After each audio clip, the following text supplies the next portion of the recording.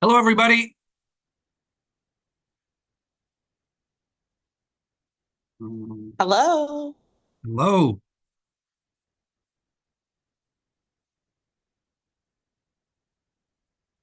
Kelsey, did you get co-hosting? Yes, I did. Thank Okay. you. For some reason, Zoom, most of the little notifications that it's popping up are showing up blank, just as sort of weird squares over of stuff. So this should go fine, but if it doesn't, I apologize.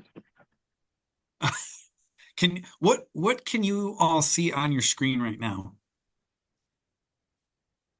So I see most of what looks like a, you know, standard slide for a presentation, but it's covered up by some blocks of, uh, looks like blue herringbone, essentially. Blue what? Like herringbone. It's not like it's got a little bit of a texture, but and it's jumping around. That's so odd.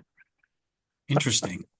So I'll stop the share and I'll come back. Maybe I'll do it again and hopefully it'll be So clear. the windows did go away when you stopped sharing. Okay. Well, I'll put them back up and we'll see if that you can see the presentation.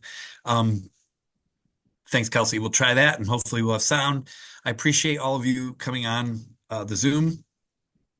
I do have uh, basically the topic for today. I'll be sharing what we have been sharing with students this fall. Every year we update our presentation to students that discusses the Dignity for All Students Act, which is, required by law that we review that every year.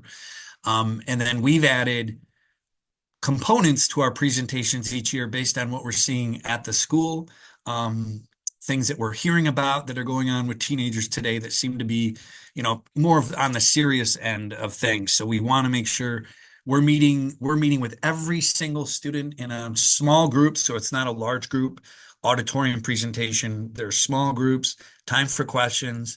Um, there's videos embedded in here, and I just want to give you a flavor of what we do talk to students about and the topics that we're dealing with here at the high school. And all of the things included with the fake pills laced with fentanyl, or the drugs that kids may be getting out of their prescription or out of the cabinets that are prescription.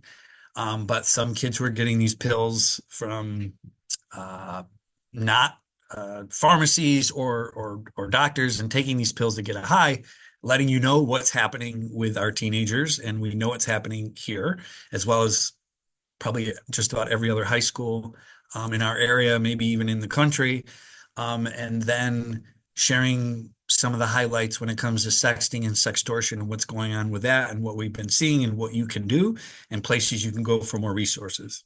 Um, Kelsey, anything from the PTSA before I get started? We're terrified, but we want to be here. All right, so I am going to attempt to share again. Let's see. Okay. Do you see the slide what's got a Bruin in the middle, then BHS and Brighton Believes?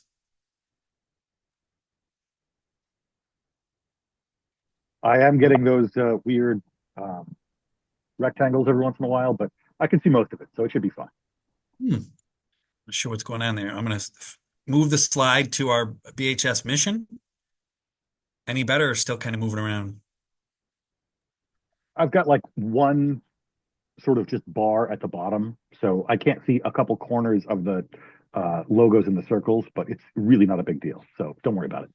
Okay, when you're recording it, sometimes you can't do certain things because it's recording, but I'm Okay. sure. How about any of the other parents? Can you see the slide in its entirety? Yes, we just see a black bar in the bottom. That's okay, you can proceed. Okay, great. I can see it too. All right, thank you. And Kelsey, if you can just monitor the chat, because right now I'm just seeing the whole screen and I'll talk. And then if there's questions that pop up you think are relevant, I can answer. I appreciate all of you giving up your lunch hour to be on here, and it's important. So let me get going. And if you do have questions, you're here. Please make sure you ask or put it in the chat and I'll try to answer them. and then continue with the presentation. So this is our mission statement at the high school. We want to have the school environment be a safe, welcoming, caring, professional place for all of our students and staff, and a place where they're free from harassment.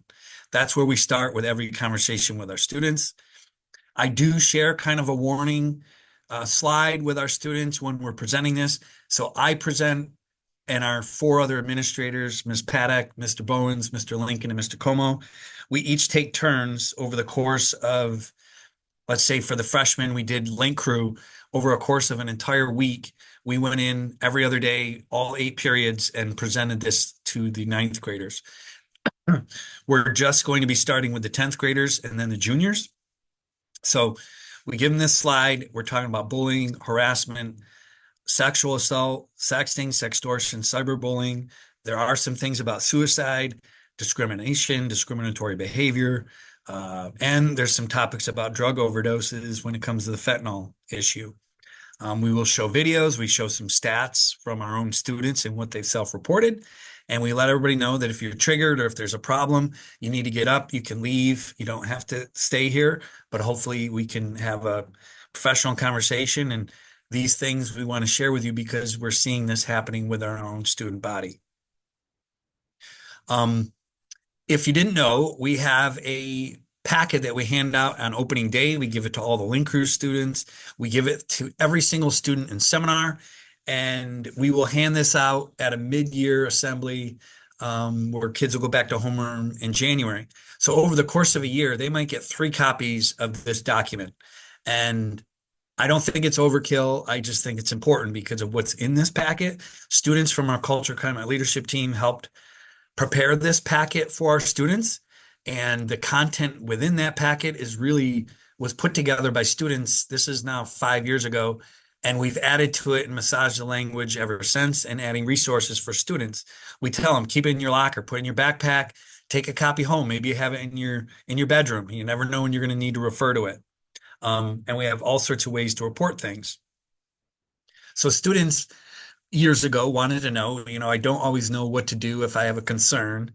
And, for an adult, you think, well, go tell someone, tell your counselor, tell your parent, tell an administrator, somebody. And I didn't realize how many kids just need to be told, these are the steps, here are the people you can go to. And maybe you're more comfortable with one reporting method than another. So in that packet on the second page, it lists who you can report concerns to. Trusted staff members, counselors, administrators, your parents, to seek their advice. And hopefully as a parent, if you saw or heard something concerning, you'd reach out to us or call the hotline. I am the official DASA coordinator for the building, the Dignity for All Students Act coordinator. You can email me directly. Kids see me all the time.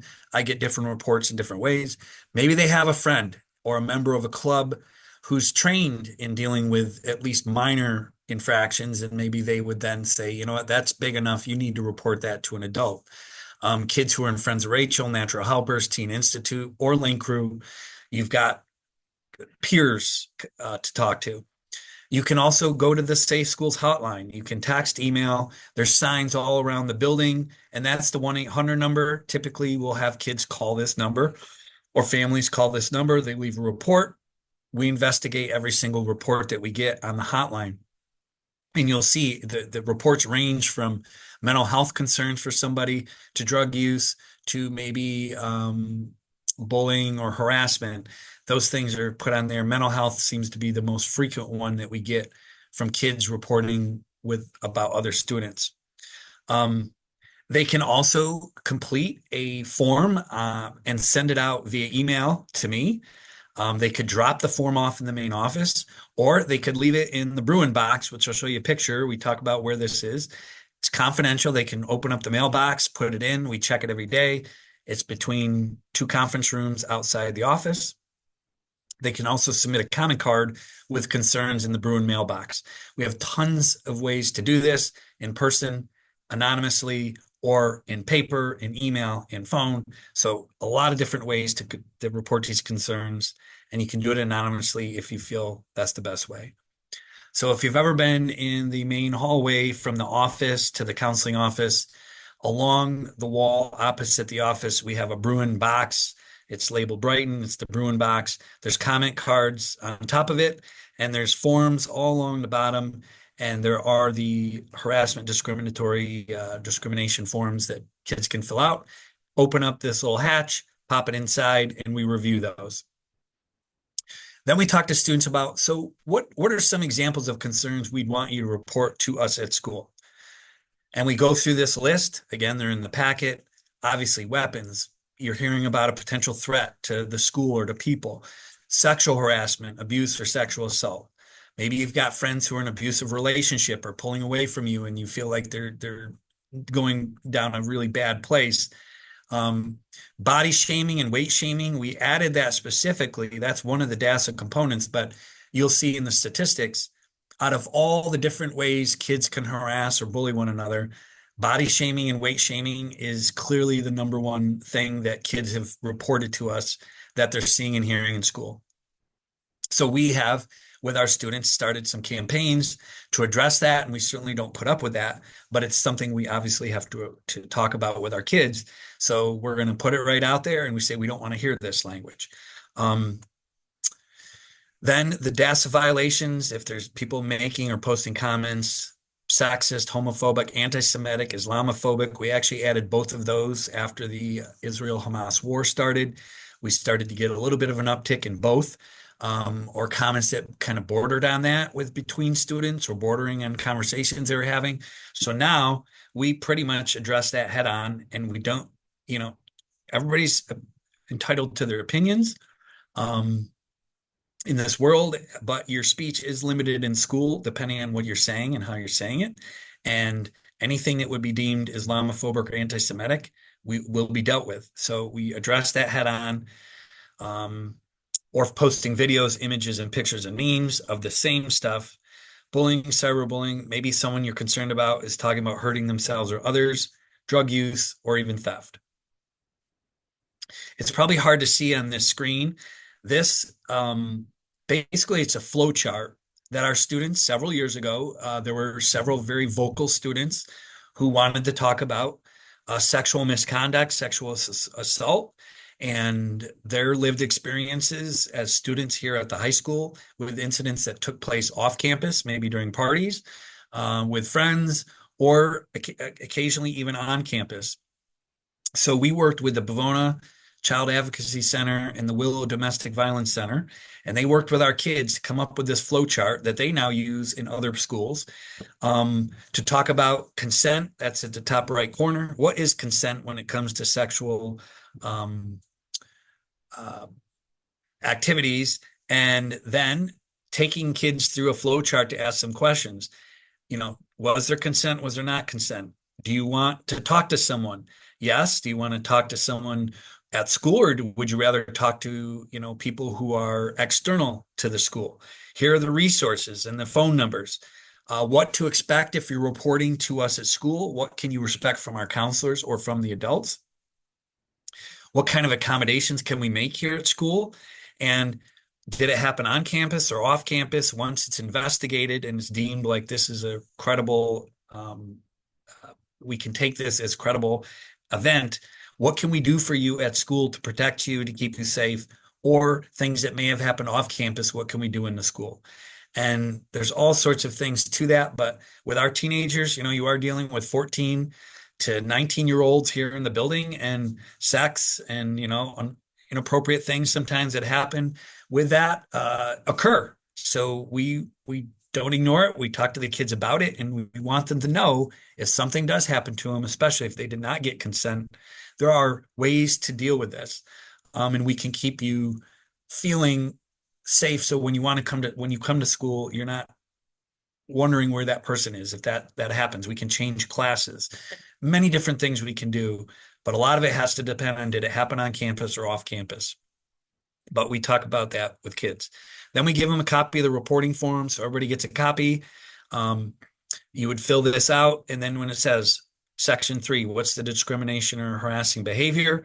They would check them, they give us specifics, and we'll deal with that on an individual basis and start an investigation. Any questions so far? I have a question. Yes. I'm a parent. This is the first time I heard about this. Thank you for having this first. The slide you showed, the last second slide, the texts are very small. This, So I'm actually interested in knowing that so, if yep. what type of punishment a kid would get if he or she has committed this type of misconduct. Would the school give? If it's so dependent on the situation, and it's dependent on how much the student who is reporting, so the survivor of whatever may have happened, what do they want? What are they hoping to have the resolution be? Some students want a student arrested, and obviously we don't do that, but the police would be involved. Some want to just seek support, and it may take them time to work through that. Um, some don't want to even tell their families, and we work with them to get to a point where hopefully they will divulge that with their family, depending on the nature, depending on the ages of the students.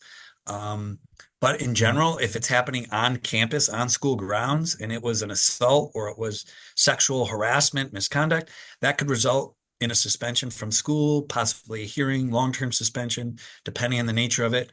If it happened off school grounds, we can work with that student to change classes. We can help them to, again, feel comfortable in the school and make sure they're not being harassed by that person in the building. But if it happened off school grounds, the school doesn't have really jurisdiction to that. But the police, if the police were involved, they certainly would. And all of these resources, Restore, Willow, Bavona, can also meet with families, meet with students, and talk with them about their options. And sometimes it takes a while before a student decides how they want to proceed, or a family. So there's, as we tell the kids, we can give you a little bit of what you would expect. And I'm sorry, on this screen, you probably really can't read it, but when I send out the link to this presentation, I'll add the Brighton Believes packet to that presentation so you can see it and print it off if you want. But again, your child should have at least one or two copies of it. Okay, thank you. Yep. Thank you for that question. Okay, so then we jump into, I'm taking a lot longer, I think, talking with you. A lot of our kids, we've talked about the Brighton Believes packet on the first day of school, and then they get it, and their homeroom teacher talks about it. So they hear it, they've seen it. We just want to make sure they understand. Look at all these resources, and you're going to get another copy and another copy for all 4 years you're here at the school. Kids felt this was important 5 years ago. It's still important today. We want you to know that we care about you, and this is what we can do for you. So with the Dignity for All Students Act, similar to many work environments that you may be in, colleges now, you can't discriminate against people because of their actual or perceived color, weight or body type, disability, ethnic group, national origin, race, sexual orientation, whether they identify as a male or female, how they express their gender, or their religion or religious practice. So that's the general gist of the Dignity for All Students Act. And then everything is nuanced sometimes about if we get a report, we work with kids. Our first thing is to try to make sure that a student is safe. But then as we work with that student, we want to make sure that the offender is also being educated about why these things are here and why they're people that are part of these categories are protected, and that in a school where our mission is to keep everybody safe and feel welcomed and professional, we can't have people harassing or discriminating against them because of any of these categories and these characteristics. So we have that conversation. These are the statistics from our students who shared this with us in a survey. Let me try to move that around. Last spring, this is our spring 2024 data on DASA. Have you ever witnessed someone targeted in school due to their disability, sexual orientation, weight, and body type? You can see 340 students said they've witnessed this over the course of this is over the course of their middle and high school years. Have you ever been targeted in school due to your actual perceived disability, sexual orientation? And you see again, weight and body type is by far the highest as far as people who are targeted. So we talk to kids about this and we say, we know this is happening in the school. We're not pretending that it doesn't, But we need to know so we can address it and educate people so they're not ignorant to why that's just a horrible thing. And it's illegal. And in the workplace, you could be fired. School, you could be suspended. We want to educate people, not just punish them, but educate them and give them whether they want to, they agree or disagree, but to educate them and why targeting someone because of these characteristics is not acceptable in general life and in our school. Talk to the kids also that when they get to college or in a work job, some of the kids volunteer that when they, do their work training, they have to go through a sexual harassment training video or class. And that's exactly what we're trying to talk to them about. And that these things are important to learn now in high school so that, jobs, college, you see it. Jumping into that from the DASA, we also, as a district, have adopted, we don't want kids, regardless of their race, ethnicity, background, culture, in the school building. We don't want students using the N word, the R word, or the F word. And the F word, not being, the swear word of F, it's the derogatory word for the LGBTQ community. So those are the three words. We address it head on. Sometimes there's really good discussions with some students who think that maybe because of their background, they can say those words in school. And, as a school, whether you agree or disagree, we have come to the realization that there's students who say some of these words sometimes, and maybe between their friend groups, it's okay, but other people overhear it, take it the wrong way, or take it, are very offended by it. And these are three very hate-filled words. And we can't have kids getting into arguments over people using these. And well, I didn't mean it to be derogatory to them. It's something I call my friends. So we address those. And when kids say them, depending on the nature of it, we will call them on it right away and again, remind them and help educate them. If it's said in a very hate-filled way or used in that way, that would lead to other consequences as well. But those are three things that we've come out and we share this with the kids, and they'll see this multiple times a year. Also, with the posting of images and memes and videos, we'll share some examples coming up where people get into trouble and lose a job, get suspended, or lose their acceptance to college because of things that come out later in life because of what they've done on social media. Digital footprint, a big thing that we talk about with the students, social media, your digital footprint matters.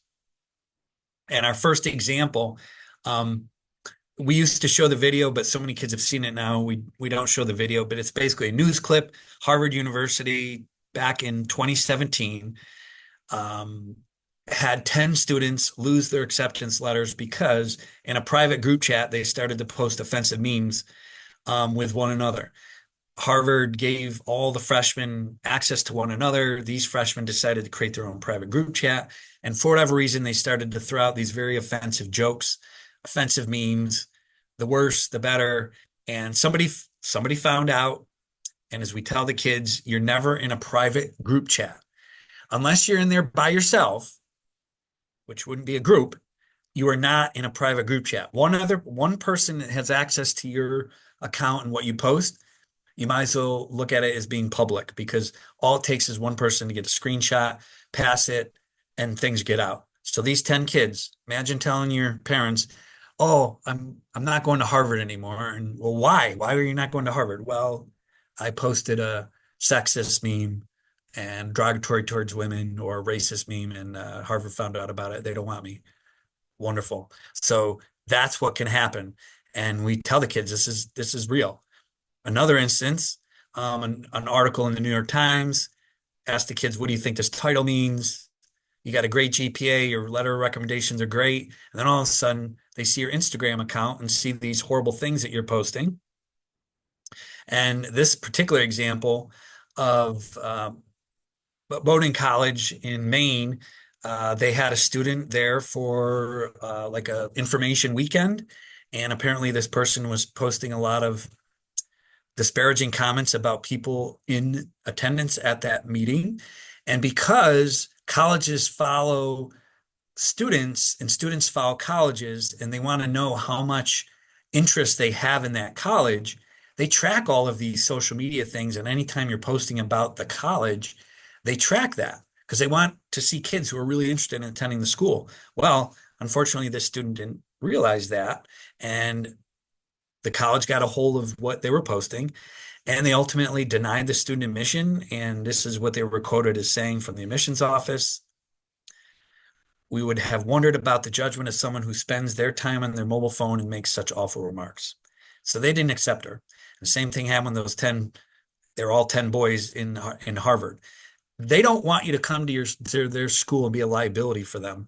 If they can find out ahead of time that you are not the person that's on the application, but you're some other person in your private life and on social media, colleges are not going to accept you.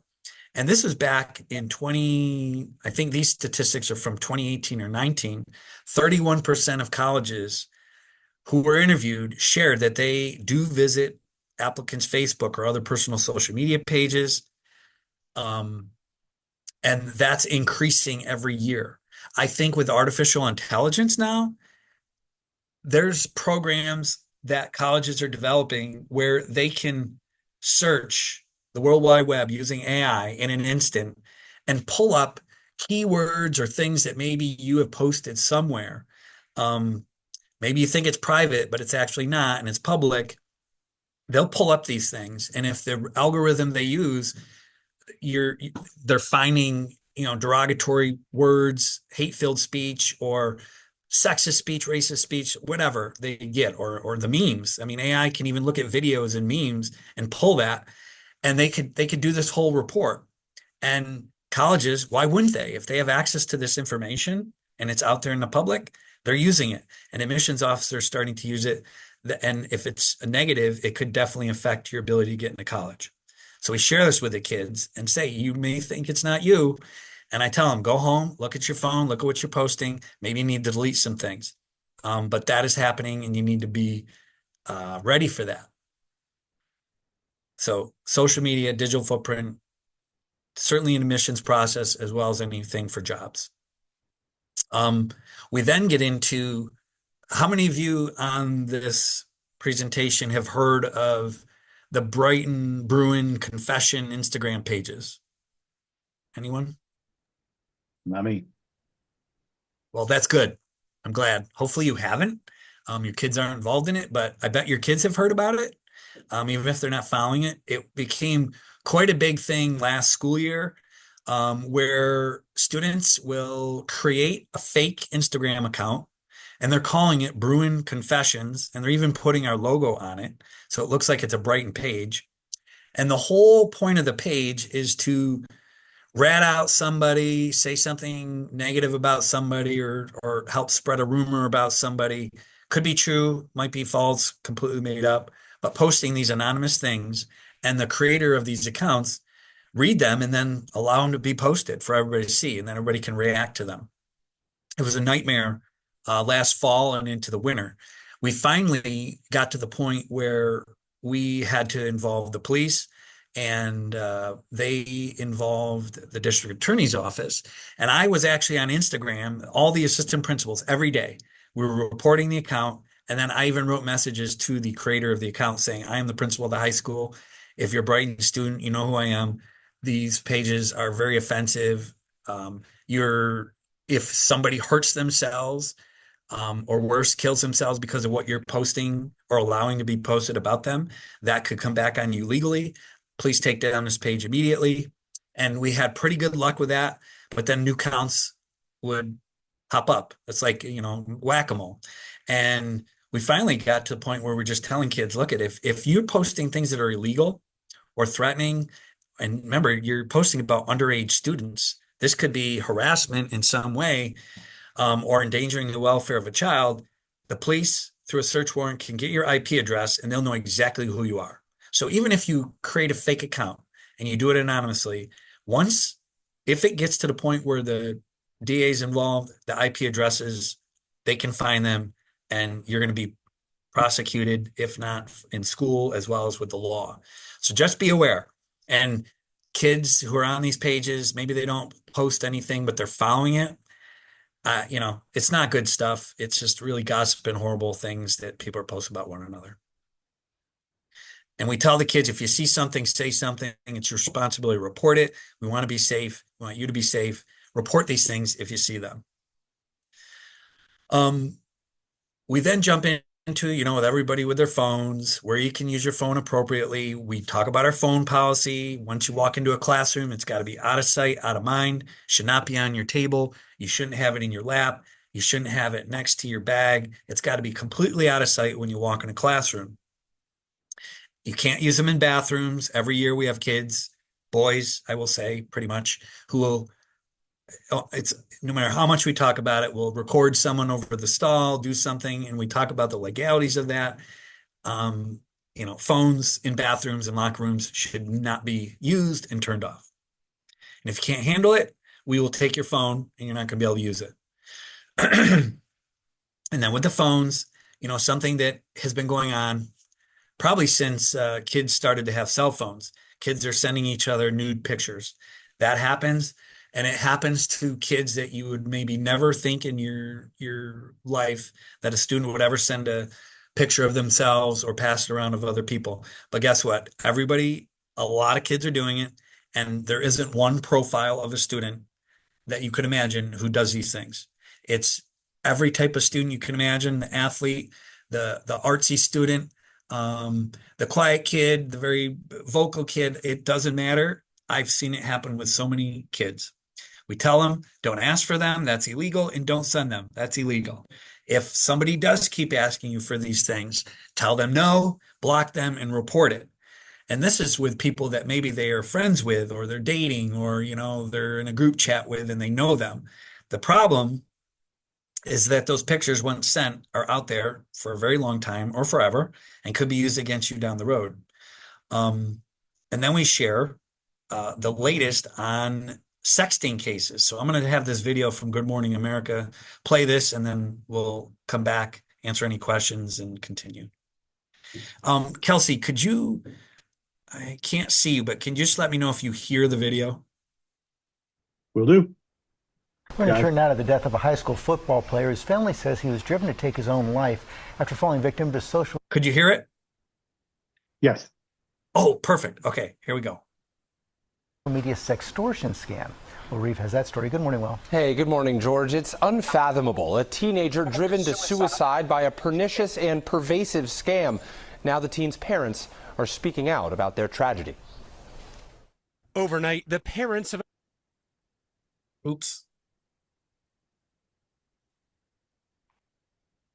a Michigan teenager speaking out about a growing social media scam they said led to the death of their 17-year-old son. 3 people from across the world came into my house that night while I was sleeping and murdered Jordan. And I had zero chance to stop it. John DeMay and Jennifer Buta opening up about so-called sextortion scams, which trick teens into sending explicit photos of themselves online, only to be blackmailed. Their son Jordan becoming a victim of the scheme, later taking his own life. Jordan was this outgoing young man. He had a smile that was contagious. He loved playing sports. And he was handsome. He was popular. He was the prom king. The beloved high school football player was scammed into sending explicit photos of himself to who he thought was a teenage girl on Instagram. But prosecutors allege he was actually speaking to Samuel Agoshi, a grown man from Nigeria, pretending to be a young woman to produce a sexually explicit image of Jordan with the intention of using the image to blackmail him. He drained his bank accounts as much as he could. On March 25, 2022, prosecutors say Agoshi demanded $1,000 from the teen, writing under the fake account Danny Roberts. I have screenshot all your followers and tags, can send this nudes to everyone. All you've to do is cooperate with me and I won't expose you. He's believing that all these images are going to his friends' mothers and his friends, and it just threw him into a tailspin. 2 hours after the initial threat, Jordan wrote, "I'm kill myself right now because of you." The scammer's response, "Good, do that fast, or I'll make you do it." Moments later, Jordan died by suicide. Last year, the FBI said there were roughly 7,000 reports of sextortion online, resulting in more than a dozen suicides. Authorities stressing that while any child could be targeted, 14 to 17-year-old boys are most often victimized. Now, Jordan's parents are helping other families know of the potential dangers about what children are exposed to online and how to prevent it from happening. Having open conversations about the dangers of social media in general and specifically sextortion. Let your kids know. If it does happen, go to a trusted adult and let them know that this is happening and get their help. Meta said in a statement, quote, "No family should ever have to experience a tragedy like this. We want teens to have a safe experience on our apps, and we've built safeguards and technology to help combat any danger." So just so you know, we had 3 cases this fall of sextortion, and sometimes, and these have all been for money, and the FBI has been involved in all of those cases, as well as the Brighton police and the families. But students who came to us, students who had friends who came to us who were concerned, and then one particular incident where the student ignored the request for money and the person on the other side was threatening to release their pictures, and they actually sent the picture to the school's Instagram in a private message Instagram page, which had to be reported to the police and the FBI. And that's what they did. Most of these scammers will not send the pictures to friends and family because they don't want to be discovered. But this particular case they did. And we've had these cases in the last 3 years, especially, but it seems like in the last 2, it's been more. And when you look at the self-reporting of students, it seems to be going down as far as, I want to hope that that's because of the education we're doing, but the students reporting that they are sending nude pictures and posts of themselves went from 19% of students in 2017 to 8% in 2023. Have you ever received these pictures on your computer or in your phone? 12% of kids reported that last year. 23%, almost a quarter of our school in 2017 said they were receiving them. So we know kids are doing this. I mean, in the hundreds of students were sending them. In New York State, as we tell the kids, it is illegal. It doesn't matter you're 14, 15, and you have other images of 14 or 15-year-olds on your phone. In New York State, you're all minors. It's child pornography. Plain and simple. It's not just porn. It's child pornography. You can't possess them, forward them. It's a crime to embarrass or harass people with them or blackmail them for money or for more pictures. And one of the things we tell the students is that so far, all the cases we've dealt with here have all been extortion for money. They get an image, they pretend they're somebody, then once they lock you in, then they want money. Some kids send money, some don't. But there are predators out there who are pedophiles who don't want money. They just want more pictures or videos of that person. And that is also extremely scary. And they will keep asking for those. And if you don't send them, then they're going to release your pictures.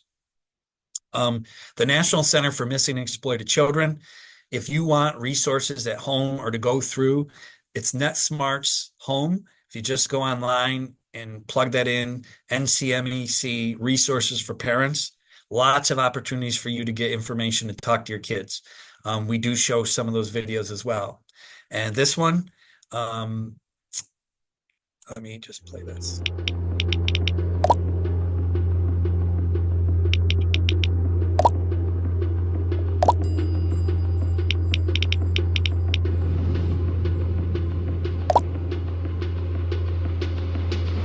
So a typical sextortion case would be that a child was in a forum, in a game, and they just start chatting. It starts out like anybody else. You're just talking about the game or talking about whatever forum they're in. It could be on anything. And that predator is a manipulator. They're very good at what they do. They know how to pick up on cues from that child. So if that child got in a fight with their mom, his or her mom, that predator is going to play on that. Like, I'm here for you. You can talk to me. Your mom's a jerk. Your mom's this.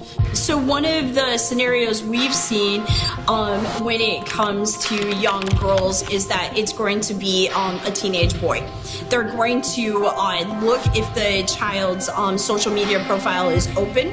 They're going to try to profile who she likes, what her likes are, and what that would look like for her if she met somebody online. And then that's who they're going to become. As a predator, you can actually create an online profile that matches the preferences of that child. So as that child interacting with that fake account and they're getting catfished, what they are experiencing is this super arousing stimuli where the catfish or the predator is telling them what they want to hear. They tell them about their favorite music, about their favorite food, about their favorite sports, and even pick a profile picture that looks like their favorite love interest. I know you've been waiting for this for a while, so I wanted to give you something special. They're absolutely going to become that dream person, that Prince Charming for her. And it's going to be slow. It's going to be whatever she's first initially comfortable with, and then it's going to progress. Now, when I say slow, that doesn't mean that it's days, it's weeks, it's months. It could literally be 2 conversations in one day. We are aware of cases that we have had a child take off their clothes within an hour of meeting somebody online. Scenario B, we'll use a boy because it's important that we keep reiterating that boys have this happen to them. So sometimes with the boys, it could be that they think they're talking to a female, particularly like maybe an adult female. It's less like a teen type of situation and more with an adult. And then that adult will say to them, maybe like, I'll send you a photo of me naked if you'll send me a photo of you naked. And so the boy sends the one image to who he thinks is a girl, and then he's expecting another one back. And what he gets instead is, now I'm going to share this with everybody. And then it can turn. If the child gets nervous or scared, then it turns into the threatening. Okay, well, you sent me that image of you. I'm going to send it to all of your friends on Facebook, all of your friends on Instagram. So you need to keep doing it. And then the child's scared, and they don't know that they can just stop. They're children. They're scared. They think that whatever this predator says is true. It can get really dark really quickly. It never starts out as send me a nude picture of yourself. No, it's a slow transition, and then it's too late, and the child feels overwhelmed, and then they continue because they're afraid. Sextortion is manipulating a child to send inappropriate pictures, to do inappropriate things on camera, or to eventually meet up with the predator. We, as humans, leak out information. We leak out information when we're on the internet and we're on chatting sites. It's going to happen. They're going to take that information and use it against you. They're going to talk about the football games this weekend. They're going to talk about homecoming. They're going to talk about the things that relate to you. They're never going to let it slip that they, have a job or they live in, their mother's basement or whatever it is. They are never going to reveal to you the true nature of who they are. So the best thing you can do is never have conversations, never share anything with anybody unless you absolutely know who they are. You know it's your best friend, Susie, who lives down the street because it's the same number you've been using for 3 years or the same, ID. But we think, oh, it's just the internet and it's a 16-year-old kid. They're not. You may have a child who, because of what was going on online with them, can't or won't vocalize that to the parents, so they're trying to hide it. But they're going to show it. They're going to want to avoid certain places because maybe they're afraid the perpetrator is there. Maybe they don't want to go back to school because they think that whoever they were talking to online was a student or a teacher, so they don't know. So they're going to try to avoid that contact with them. They're going to not sleep well anymore. They're going to potentially either gain weight or lose weight. Unfortunately, cutting is also something that our little ones are, when they're being victimized, that they'll do. And the shame is causing them to want to fold in on themselves and just not talk to anybody and try to deal with it on their own, but they just can't. And I think from what we've seen, it typically only stops when the child either tells an adult or the offender is identified in some kind of law enforcement investigation.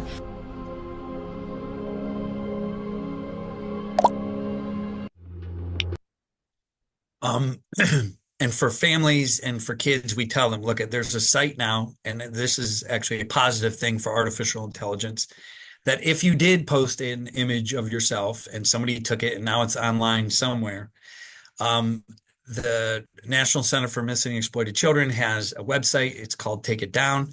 You can go on that website and they will help you with how to use artificial intelligence to surf the net and basically try to take any of those images with your face in that picture down off the web. But that's through missing and exploited children. So there are options. 10 years ago, this didn't exist. So you could never get it back. Not that it's foolproof, but this certainly is better than, what we had 10 years ago. Losing control of your nude images online is terrifying. And if you're a teen, it may feel impossible to reverse it. Well, you can't go back in time and unsend. We can help you move forward.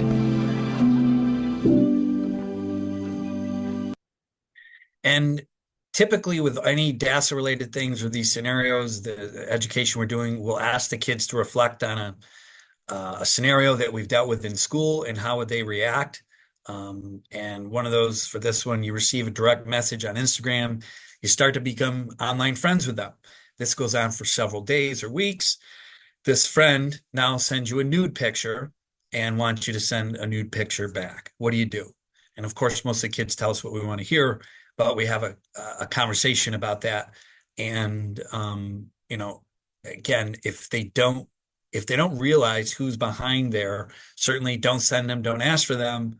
But if you don't really know who that is, it could be that pedophile, that 80-year-old or 60-year-old man who just wants images of you, or it's some, young person in their 20s trying to just make a quick buck and to try to, scam you out of $500 because they're going to threaten to release the picture. Any questions on any of that I just shared?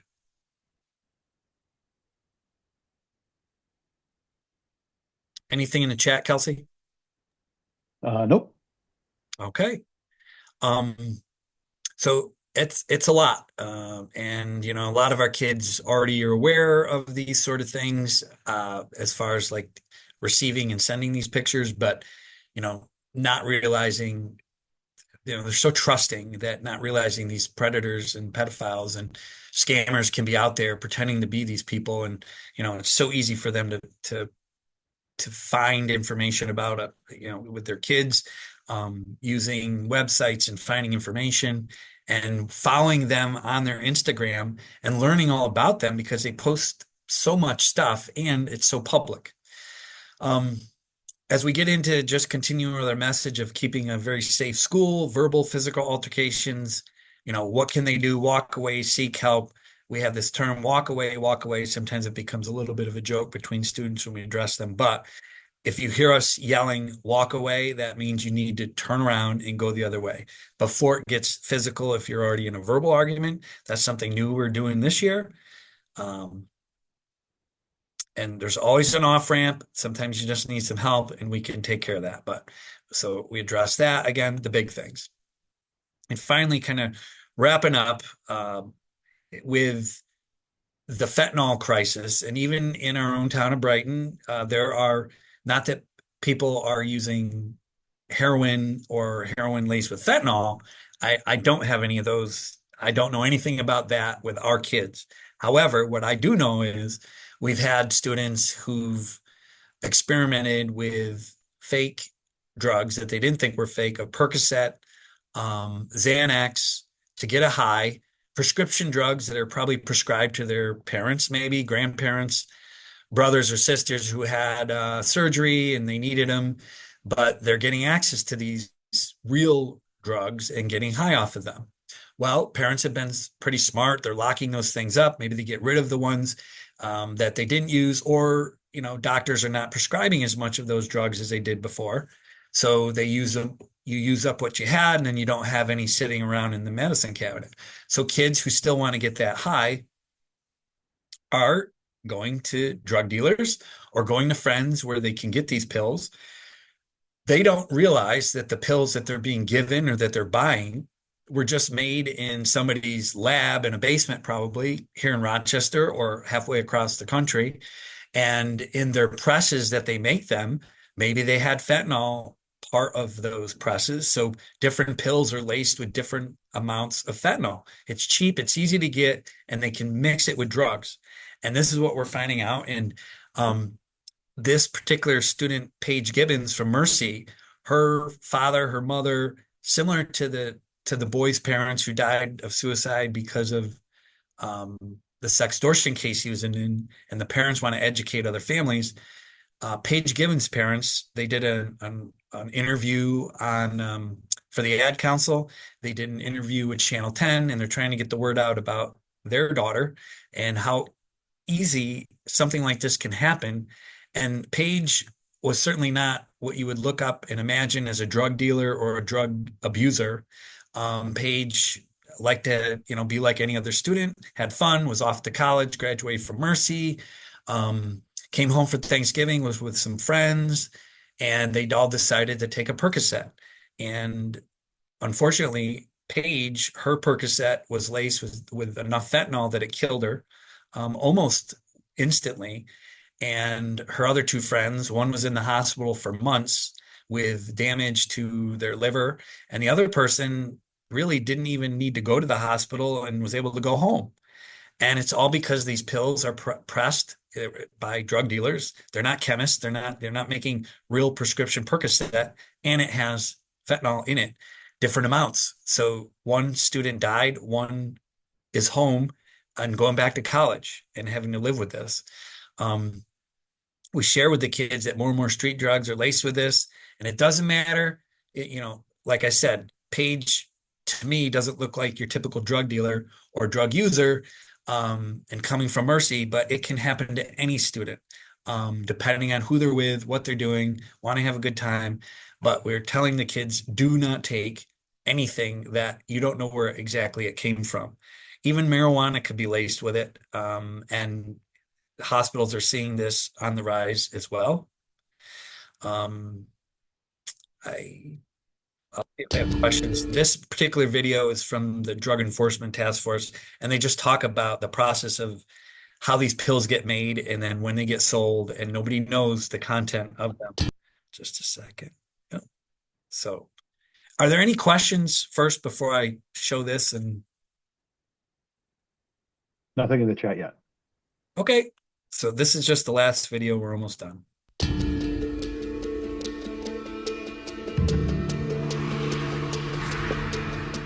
A counterfeit, it's a mimic of a real product. If you think about sneakers or any kind of fashion wear or even money, right? You can see those products side by side and you can't see the difference between the two.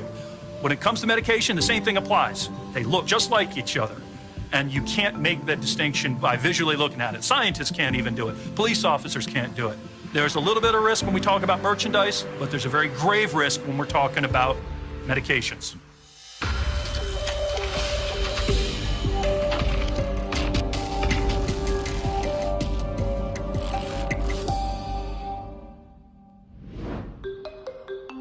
My name is Joe Bazinko. I'm a senior research chemist with the Drug Enforcement Administration, also known as the DEA.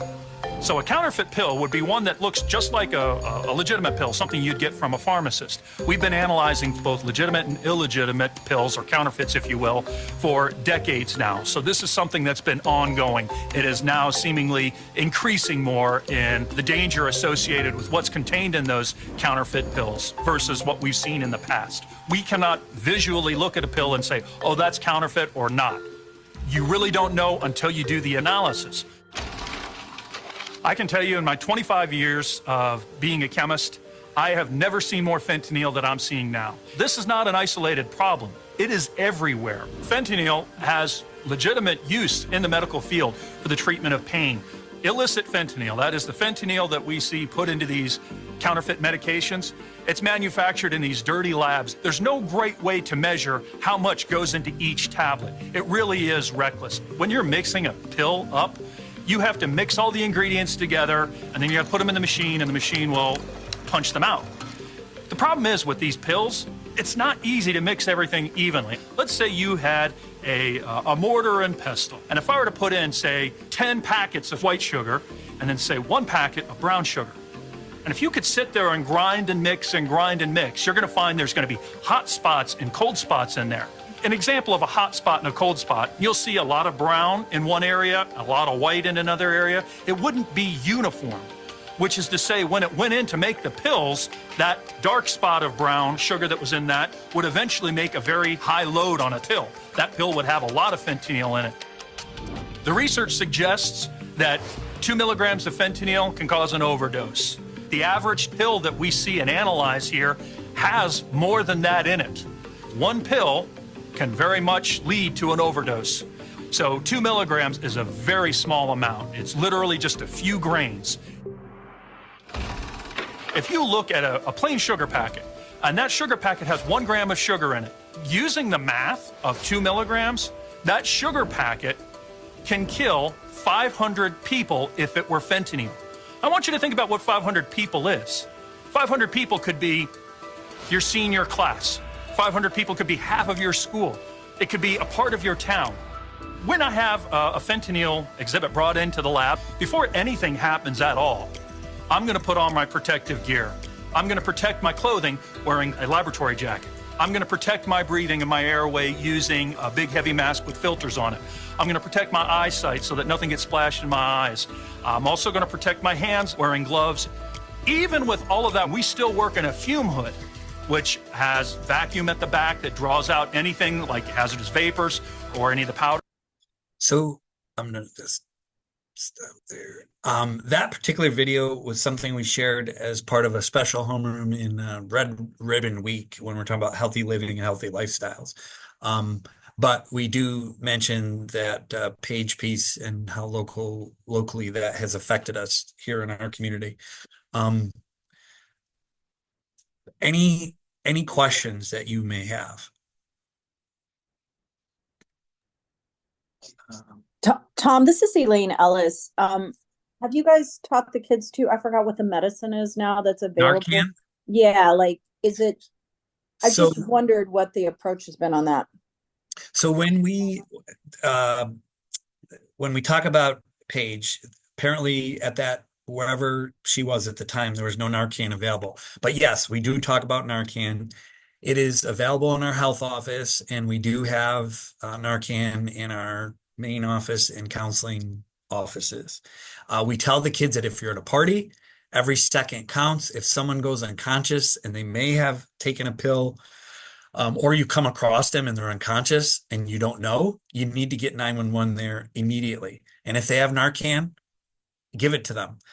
We can't, as a school at this point, based on the law, teach kids how to use Narcan, and that's part of New York State health law. We can't show them Narcan and have them use it, but we basically say it's like a nasal spray. And if you find someone unconscious and you feel there may be any evidence that there could be a drug overdose, give them that Narcan.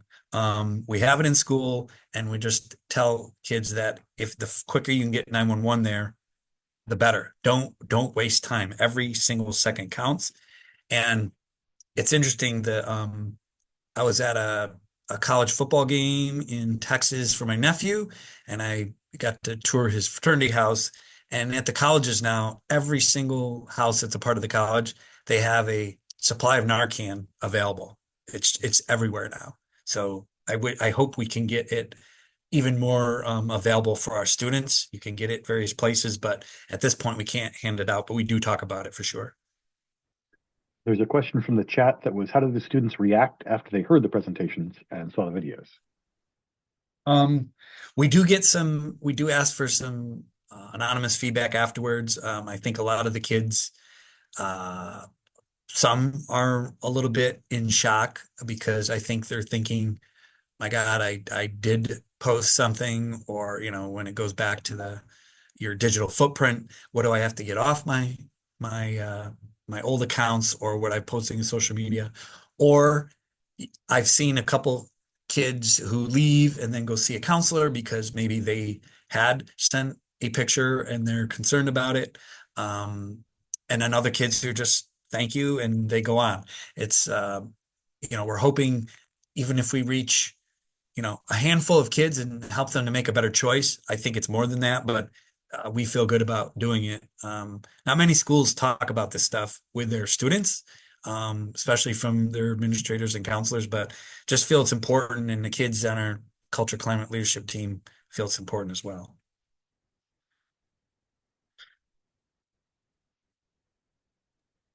And another question in the chat, does BHS encourage kids to report if they see someone uses drugs, or do you search students' lockers for drugs?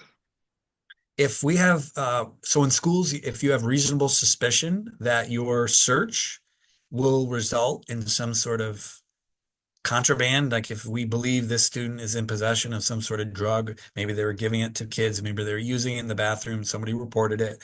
If we have reasonable suspicion that we would find something in a search, then we certainly do that. Lockers are pretty much ours. We don't just randomly search lockers, but if we have reasonable suspicion, we will. And then we always do that with 2 people. And if we have a student that we believe maybe they were smoking a vape in the bathroom, a THC vape, laced with marijuana, then we will pull them in, talk to them. And if we believe that a search will result in something positive because they smell like it, maybe they're acting like they're under the influence, we'll do that search with 2 people, search their backpack, their belongings, and then basically they have to turn their pockets inside out, sometimes take their shoes off, but that's pretty much the extent of any sort of search on their person. Anything that would be dangerous, really dangerous, we would just get the police involved if we felt they were in possession of a knife or something like that. But we are allowed to search. And if a kid refuses to search, then there's an automatic consequence for that.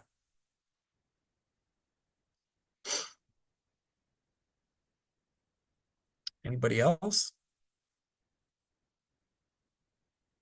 You're welcome. Thank you. Hopefully, maybe some of those things you just never thought in a world you think about. But as I said, I've dealt with every type of student you can imagine that has had issues with there. So it's, just have conversations with your kids, and hopefully you keep them in a point where they will come and tell you things. And, even if it's not great, try to listen to them and then be there to support them and hopefully get it taken care of. But, together we can make it safe. And I certainly never want a kid to hurt themselves because they feel like they have nobody to go to, or they don't have any recourse for something, and they just feel like the world's going to end because they let this picture out, or, they got in trouble for a meme that they posted. I mean, we'll get through it, but, certainly want them to be here with us. And the other half of that last question was, does BHS encourage kids to report if they see someone using drugs? Absolutely. That's the whole point of, if you see something, say something.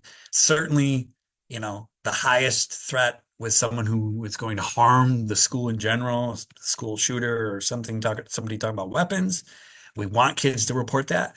But when we're talking about drugs as well, maybe they're bringing things in that they're giving to other kids, and it's not just them using it, but they're sharing it with other people. And that's when it gets serious, because if they're bringing in Percocet that's laced with fentanyl, somebody could die from that. It's not a joke. It's not a game.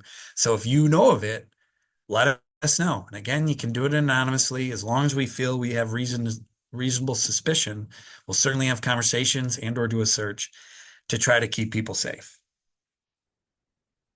So yes, in every presentation, it's if you see something, say something. If you don't know, or you're like, well, should I say anything? We'll call the hotline then, and then we'll take it from there.